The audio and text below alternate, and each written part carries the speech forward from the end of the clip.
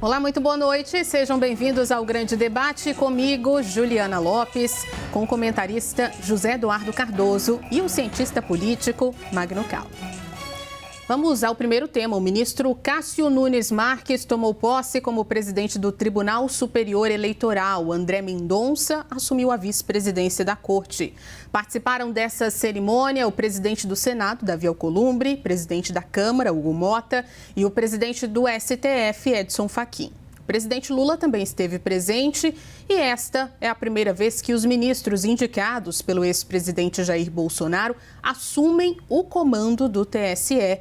Eles estarão à frente da Corte durante as eleições deste ano e, como presidente do tribunal, Nunes Marques terá um papel central na condução desse processo eleitoral, desde o registro de candidaturas até a divulgação dos resultados. Também caberá ao ministro supervisionar a logística nacional das urnas eletrônicas, presidir julgamentos relacionados ao pleito e coordenar ações de combate à desinformação. Vamos então ao debate. Muito boa noite, bem-vindos. Cardoso, o TSE de Cássio Nunes Marques será diferente do de Alexandre de Moraes em 2022, quando também tivemos eleições? Olá, Juliana. Olá, professor Magno. Olha, evidentemente, o juiz não é um robô na aplicação da lei. O juiz, ele tem uma visão de mundo, ele tem uma forma de ver o direito, ele tem uma dimensão ideológica, política. Isto faz com que a tese de que o juiz é neutro já há muito tenha sido superado no campo daqueles que estudam o direito, ou seja, o juiz não é neutro. A própria psicologia cognitiva nos revela que o pensamento humano ele é fruto das emoções e da razão. E esta razão, se intera com as emoções e tem como esse mix que é o resultado das decisões humanas que nós tomamos. Nenhum ser humano é neutro. O que é importante nessa perspectiva é dizer que o juiz ele não é neutro, mas ele tem que ser imparcial. Há uma diferença entre neutralidade e imparcialidade. A neutralidade é uma dimensão subjetiva, interna do agente que decide. A imparcialidade diz respeito às condutas que ele coloca no plano fático e que não podem demonstrar um alinhamento com os interesses da disputa que ele decide. A imparcialidade, quando perdida, ela gera a nulidade de um processo. Nós vimos, por exemplo, que Sérgio Moro, independentemente do que ele pensava da vida, da sua dimensão político-ideológica, ele tomou atos que tiraram a sua imparcialidade. E isto caracterizou, evidentemente, um conjunto de discussões de nulidades que caracterizaram a Lava Jato. Muito bem. É evidente, então, que os novos juízes que compõem a Corte Superior Eleitoral, o TSE, eles terão uma nova dimensão não neutra ao apreciar as decisões. Não haverá nunca uma composição de tribunal que será igual a outra. Eu não posso exigir que Cássio Nunes, que André Mendonça tenham a mesma visão, por exemplo, que Edson Fachin, ou que Alexandre de Moraes, ou que Carmen Lúcia. São pessoas diferentes, que têm perspectivas de vidas diferentes e interpretam o direito diferentemente. E por isso que os órgãos colegiados são a característica dos tribunais superiores, para que nós tenhamos um conjunto de pessoas a tomar decisões coletivas em nome daquilo que o judiciário decide. Portanto, nunca será igual uma nova composição do TSE com a anterior. Nunca será igual uma composição do STF igual à anterior. Mas o que se espera do TSE é que ele seja imparcial, ou seja, que ele tenha, diante da eleição, uma equidistância objetiva diante dos fatos da vida, para não julgar pendendo para um lado ou pendendo para o outro. Eu acredito que, independentemente de terem sido nomeados por Jair Bolsonaro, Cássio Nunes e André Mendonça terão imparcialidade. Eu confio que isto ocorra. Não terão neutralidade. O ministro André tem uma postura mais conservadora na parte da vida com que aprecia os fatos do que a minha, por exemplo. Mas isso não quer dizer que ele seja parcial, mas apenas que ele é uma pessoa diferente de mim. Portanto, eu acho que muda o TSE, mas eu espero e tenho quase a convicção de que ocorrerá. A imparcialidade desta corte não será quebrada, como não creio que foi quebrada nas eleições anteriores por os ministros que lá, então, integravam esta corte. Magno, bem-vindo, boa noite. Concorda com Cardoso ou não? O TSE de Nunes Marques vai ser diferente do de 2022 com Alexandre de Moraes? Boa noite, Juliana. Boa noite, ministro Cardoso. Sempre um prazer. Juliana, eu acredito que será diferente. E será diferente por duas partes que se integram. Uma parte é o contexto em que a preparação para as eleições de 2026 acontece. E a outra parte é a história de Nunes Marques, quem ele é enquanto ministro, a sua personalidade, que parece ser diferente de Alexandre de Moraes. Começando por essa segunda parte. O ministro Nunes Marques, ao ser indicado para o Supremo Tribunal Federal, despertou, mesmo em setores da direita, certa desconfiança por sua personalidade, por sua atitude um tanto conciliadora. Segundo diziam à época, o ministro Nunes Marques é um juiz, um magistrado, era um desembargador à época, que gostava de conversar com as partes, ouvir muitas pessoas, tinha uma convivência social muito ampla, gostava de ir a festas, de confraternizações, uma certa leveza no contato com as pessoas que talvez não projetasse para a base bolsonarista naquela época uma rigidez ideológica que esperavam para um indicado de Jair Bolsonaro para o Supremo Tribunal Federal. Nunes Marques foi feito desembargador pela ex-presidente Dilma Rousseff, vale lembrar. Então, há uma diferença de personalidade que, imagino, já comece a aparecer nesse período preparatório antecedente de Nunes Marques na presidência do TSE, em que ele tem dito que prefere fazer regras mais claras e usar menos o poder de intervenção do TSE. Claro que esperamos que, se houver necessidade, Nunes Marques fará uso desses poderes, mas a tendência, pelo menos é o que se desenha neste momento, são a colocação de regras amplas, claras e limites que todos deverão seguir e mais parcimônia no uso do poder de intervenção que tem o presidente do Tribunal Superior Eleitoral. Então, essa já marca uma diferença fundamental. E, em segundo lugar, o contexto é muito diferente daquele que a gente enfrentava neste mesmo momento de 2022. Só para a gente se recordar, em 2021 nós tivemos o presidente da República em exercício, Jair Bolsonaro, declarar numa entrevista que só não foi eleito no primeiro turno de 2018 porque havia havido uma ação fraudulenta.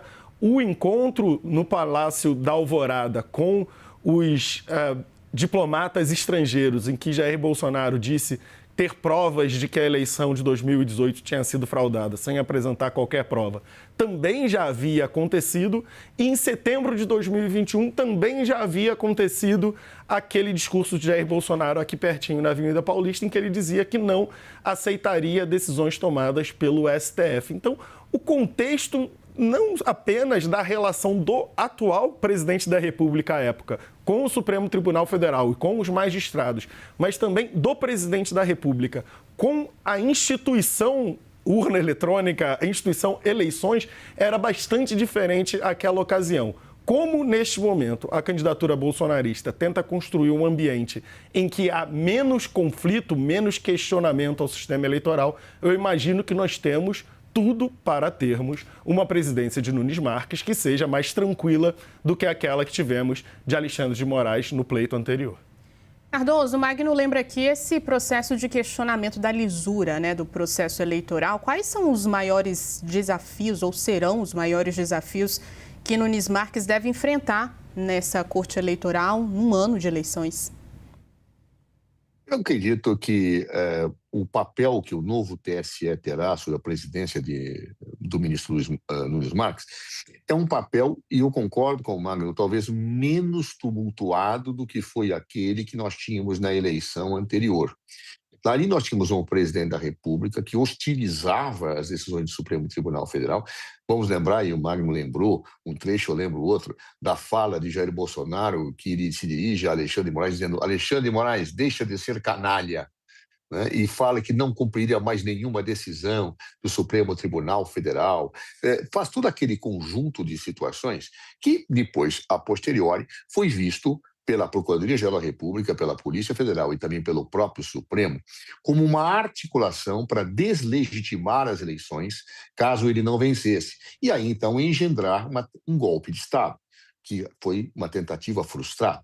Isto tudo foi um processo muito turbulento de desafio do Executivo ao Judiciário. O presidente havia entregue, naquele momento, Jair Bolsonaro, as chaves do governo, dos gastos para o Legislativo, e ele queria claramente construir um processo de desestabilização institucional que permitisse um golpe de Estado. Isso fica muito claro na leitura do processo do Supremo Tribunal Federal, que levou realmente à prisão de Jair Bolsonaro e outros que foram seus cúmplices. Este clima, creio, não se reproduzirá agora.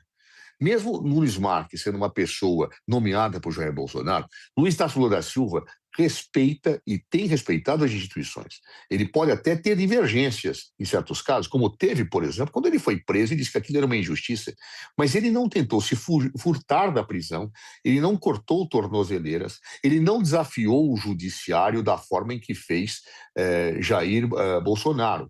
Ele fez críticas duras às decisões, mas não desafiou a institucionalidade. É um presidente que tem um maior comprometimento com o Estado de Direito e com a democracia. Ele não fará, mesmo que ele discorde decisões do TSE ou de Nunes Marques, aquilo que fez Jair Bolsonaro. Flávio Bolsonaro, por sua vez, tudo leva a crer, aprendeu também com a história. Ou seja, ele faz um discurso tipo, eu não sou que nem meu pai, eu sou mais ponderado, eu sou mais equilibrado. Ele não assinou, pelo que me lembro, a CPI que investigaria o Supremo Tribunal Federal. Então, não acho que ele vai puxar as facas para o Supremo Tribunal Federal. Mesmo que, eventualmente, para o segundo turno vá outro candidato à direita que não Flávio Bolsonaro, como é o caso de Caiado e de Zema, não acho que nenhum deles tenderá a reproduzir o que fez Jair Bolsonaro pelo seu próprio perfil. Razão pela qual eu acho que haverá uma eleição dura, duríssima, que exigirá muito do TSE. Não é simples presidir um tribunal em época de eleição, nem ser ministro desta Corte Superior Eleitoral, mas não creio que nós tenhamos agora uma tentativa de deslegitimar as eleições ou de preparar um golpe de Estado como na anterior, né? E nesse papel, ou vai seja feito, o ministro Alexandre de Moraes teve um papel fundamental na defesa da democracia.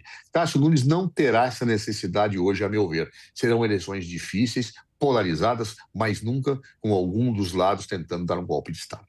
Magno concorda? Quais serão os maiores desafios de Nunes Marques?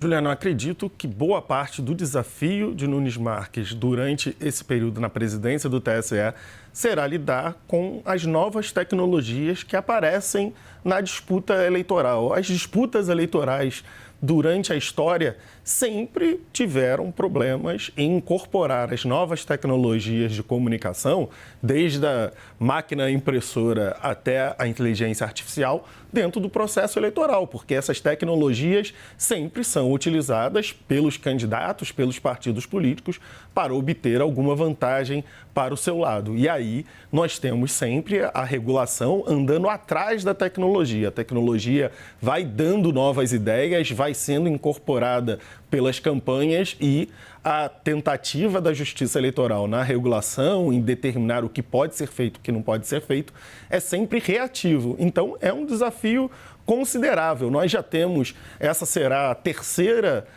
eleição com presença muito grande das redes sociais. Em 2018, por óbvio, foi um elemento central na eleição de Jair Bolsonaro.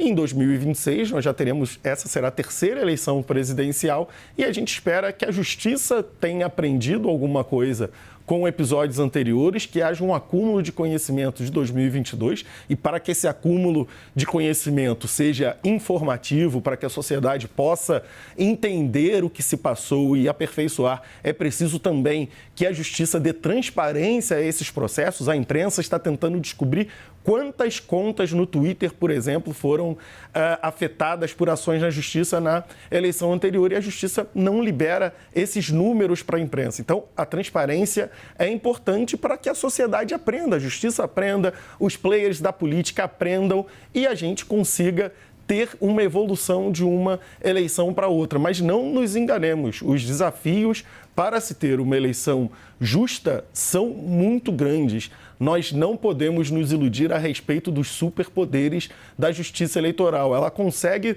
no máximo, evitar grandes abusos, no máximo fazer com que as normas sejam entendíveis pelos dois lados das eleições. Mas as tecnologias avançam de formas que nós não podemos prever e nós não podemos nos preparar antecipadamente. Desse ano, nós teremos a inteligência artificial, que consegue, neste momento, reproduzir vídeos, reproduzir vozes em contextos absolutamente diferentes, sem nem mesmo a pessoa ter gravado qualquer vídeo. Então, esse é um desafio fundamental para a justiça eleitoral. O comportamento da militância online também muito difícil de ser controlado, muito difícil de ser previsto, muito difícil de ser investigado. Por exemplo, há limitações a respeito de como se contrata serviço por parte dos partidos políticos, por parte das campanhas. Mas esse controle é muito mais difícil de ser feito para a campanha online, em que os prestadores de serviço são muito